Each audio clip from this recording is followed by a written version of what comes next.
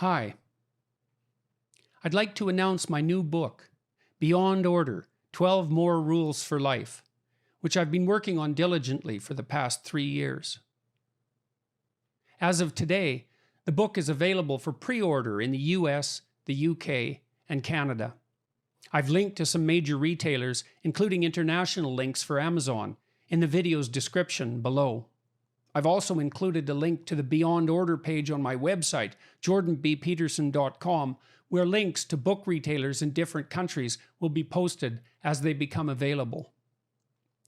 Beyond Order will also be published as an ebook and as an audiobook, which I have nearly finished recording.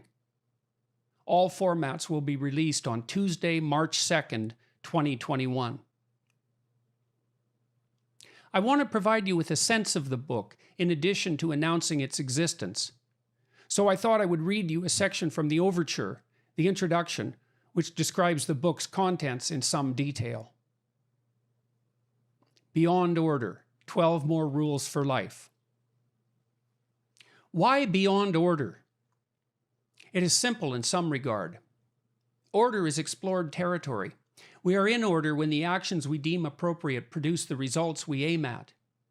We regard such outcomes positively, indicating as they do, first, that we have moved closer to what we desire, and second, that our theory about how the world works remains acceptably accurate. Nonetheless, all states of order, no matter how secure and comfortable, have their flaws. Our knowledge of how to act in the world remains eternally incomplete, partly because of our profound ignorance of the vast unknown, partly because of our willful blindness, and partly because the world continues in its entropic manner to transform itself unexpectedly.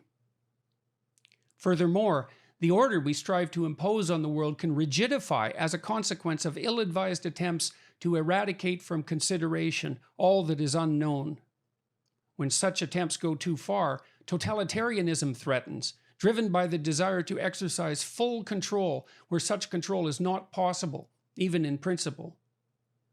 This means risking a dangerous restriction of all the psychological and social changes necessary to maintain adaptation to the ever-changing world.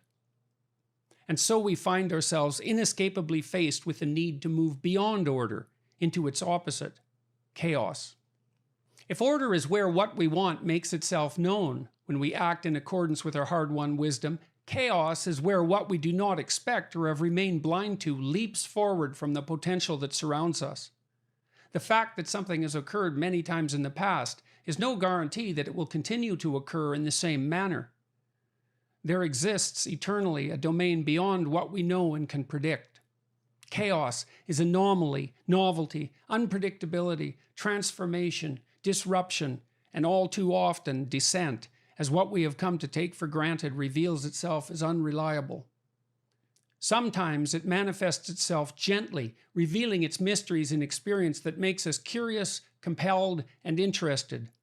This is particularly likely, although not inevitable, when we approach what we do not understand voluntarily with careful preparation and discipline. Other times, the unexpected makes itself known terribly, suddenly, accidentally, so we are undone and fall apart, and can only put ourselves back together with great difficulty, if at all. Neither the state of order nor the state of chaos is preferable intrinsically to the other. That is the wrong way to look at it. Nonetheless, in my previous book, 12 Rules for Life, An Antidote to Chaos, I focused more on how the consequences of too much chaos might be remediated. We respond to sudden and unpredictable change by preparing physiologically and psychologically for the worst. And because only God Himself knows what this worst might be, we must in our ignorance prepare for all eventualities. And the problem with that continual preparation is that, in excess, it exhausts us. But that does not imply in any manner that chaos should be eliminated, an impossibility in any case, although what is unknown needs to be managed carefully, as my previous book repeatedly stressed. Whatever is not touched by the new stagnates, and it is certainly the case that a life without curiosity, that instinct pushing us out into the unknown, would be a much diminished form of existence. What is new is also what is exciting, compelling, and provocative, assuming that the rate at which it is introduced does not intolerably undermine and destabilize our state of being. Like 12 Rules for Life, the current volume provides an explication of rules drawn from a longer list of 42, originally published and popularized on the Q&A website Quora. Unlike my previous book, Beyond Order explores as its overarching theme how the dangers of too much security and control might be profitably avoided. Because what we understand is insufficient, as we discover when things we are striving to control nonetheless go wrong around us, we need to keep one foot within order while stretching the other tentatively into the beyond.